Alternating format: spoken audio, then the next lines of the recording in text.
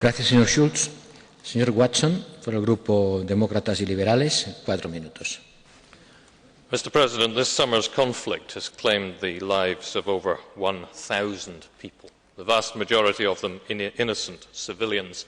It has reduced much of Lebanon to rubble. But if it teaches us nothing else, it must teach us to look forward rather than back.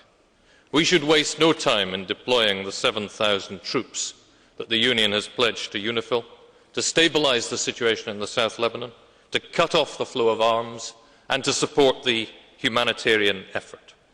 We must, however, clarify UNIFIL's mandate to turn the UN resolutions into reality on the ground. And, of course, we must go further.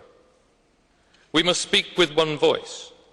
We must, in the short term, demand the immediate lifting of Israel's air and sea blockade of the Lebanon. We must demand the lifting of the blockade of Gaza, and we must help to establish an effective Palestinian government. In the medium term, while condemning terrorist acts, we must bring Hezbollah and Hamas in from the cold and engage them in a democratic dialogue for the establishment of a democratic framework. We must set up an independent inquiry into civilian deaths caused by all sides in the recent conflict. And as Kofi Annan has pointed out, it will not be through the barrel of a gun, but thanks to dialogue and compromise, that Hezbollah will put down their weapons and negotiate a long-term solution. But in the long term, we have tasks too. If we are to raise a new generation that's not steeped in fear and intolerance, we must build institutions that will ensure peace in the long term. When he was President of the European Commission, Romano Prodi talked about setting up a Euro-Arab development bank, jointly financed and managed by both sides.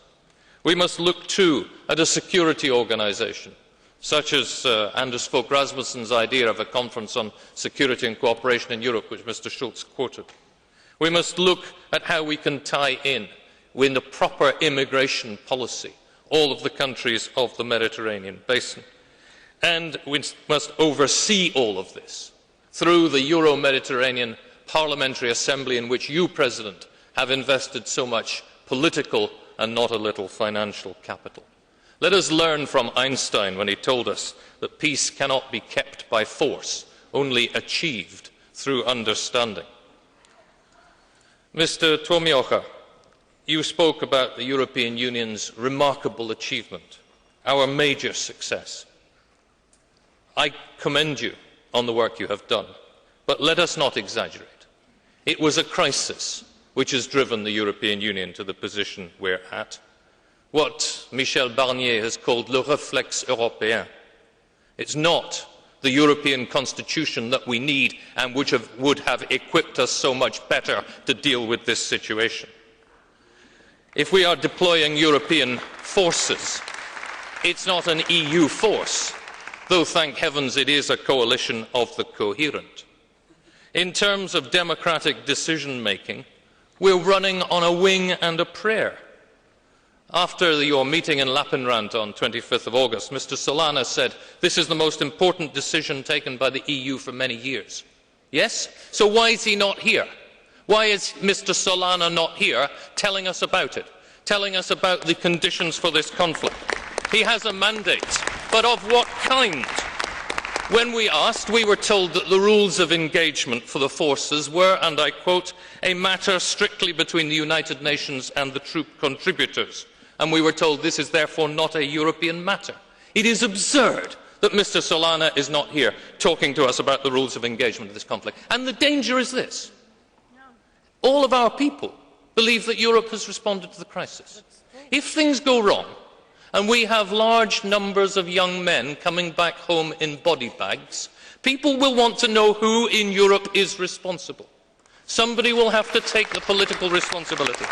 Please, President in office, get Europe's common foreign and security policy together so that we're not going to be faced with that kind of situation.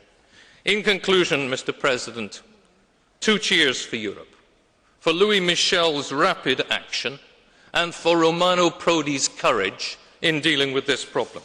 Thanks to the Commission, and to the Finnish presidency. Thanks to Cyprus, a new member state, for the tremendous help that it's given, and thanks to Turkey for having the courage to help us in committing troops. But we still run the risk that insistence on national sovereignty will result in global anarchy.